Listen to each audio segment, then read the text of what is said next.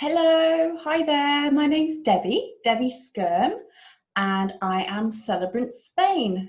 And as it suggests, I am a celebrant in Spain. I officiate symbolic wedding ceremonies in the Spanish sunshine.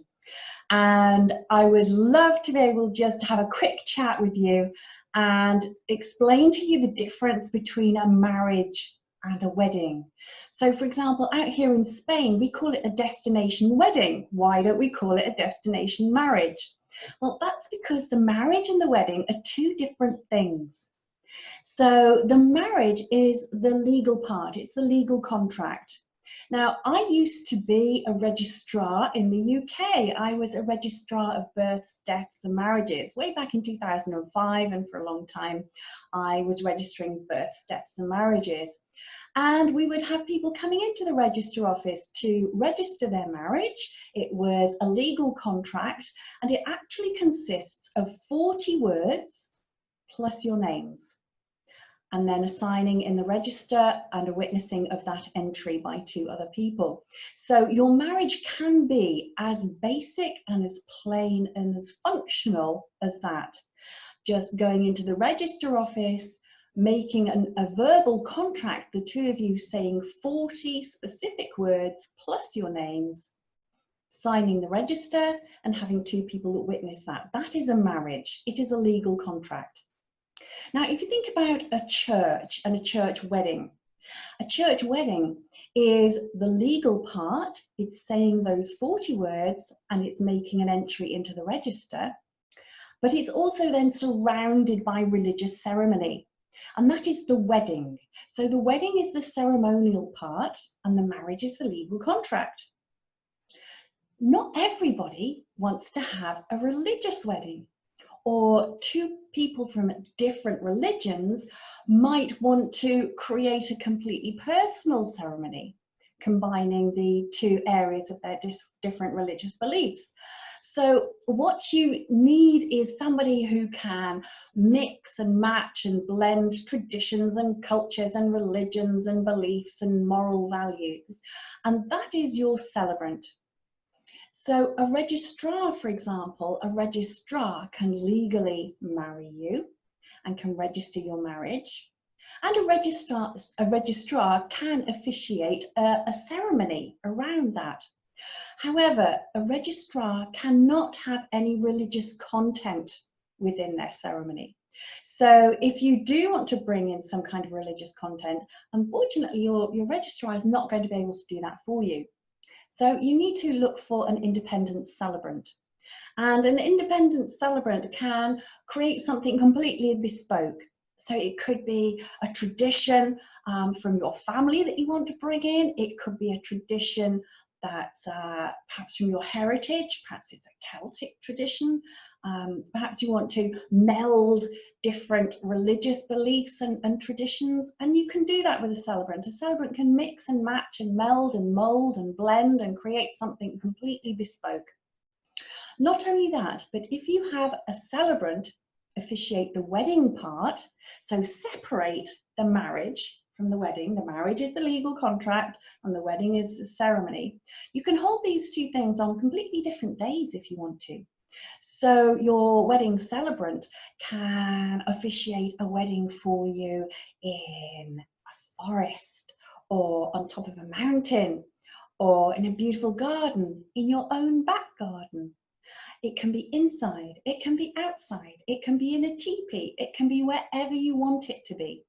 So again, a registrar is confined by certain criteria. The council has to designate certain areas within a recognised venue, an authorised venue, for example. But an independent celebrant does not have any of those restrictions. So as an independent celebrant, we can officiate your ceremony whenever, wherever, and however you want it. So you have your marriage is the legal contract, and the wedding is the ceremony around that.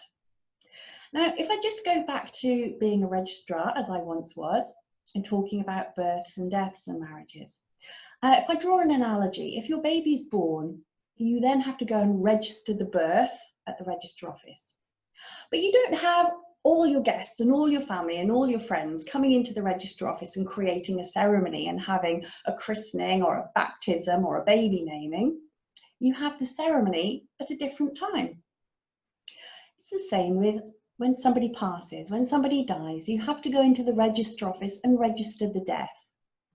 But at the same time, you don't have all the loved ones, all the mourners, all the bereaved, all the grievers coming into the register office and having a ceremony in the register office. They do that at a different time. It could be a funeral, it could be a celebration of life, it could be a memorial.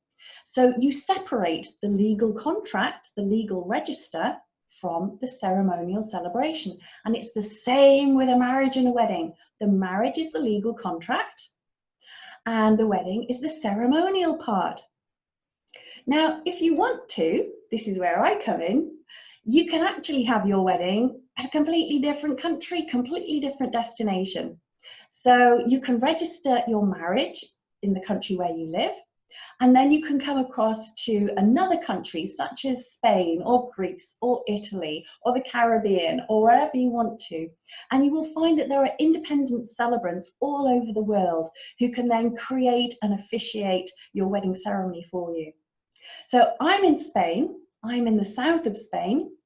We have 320 days of sunshine on average a year. It's absolutely beautiful here. So this means we have a very long ceremony season. And this means that you don't have to come in July and August. In fact, it's actually too hot in July and August. It's much better to come in May and June or September and October. And the benefit of that is cheaper flights. So quite often a destination wedding overseas can be cheaper. And you can come in, as I say, May, when it's beautiful, when the spring flowers are all around and the beaches are empty. Everybody's still at school, so there's nobody on the beaches. You can have it to yourself. We have some amazing destinations here. We have castles and palaces, and you can go onto a cliff top at sunrise. You can go onto a beach at sunset. You can have the most amazing photos for your wedding. So if you are thinking about a marriage, then consider a register office to legally contract your marriage. But then have a really good think about how you visualize your wedding. What is your ideal wedding? What's your perfect wedding? And if it's something a little bit different, if it's somewhere a little bit different, if you want to have something completely original, something very, very personal, then do reach out to your local celebrant, or have a look in the directory and see if you can find an independent celebrant just to have a chat to. You'll find that we're very, very flexible, and we're very, very keen to chat to couples and talk things over without any kind of obligation. And when you're ready, book us and do it soon, because coming up 2021, we've got lots of rescheduled weddings that we've had to put into our diaries alongside of all our new weddings. So if you are thinking of booking, well, any supplier really, do it sooner rather than later, so that we can make sure that we can save your date and that you get the wedding that you deserve, the wedding that you've dreamed of, and your absolute perfect wedding, whatever it is, whatever that might be.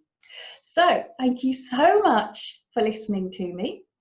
I'm Debbie Skyrme, and I'm Celebrant Spain. My website is celebrantspain.es for España, and I'm on all social media as Celebrant Spain. So don't confuse me with anybody else. I'm Celebrant Spain, Debbie Skyrme, and I would love to chat to you about your wedding. And I look forward to chatting with you soon. Thanks, bye.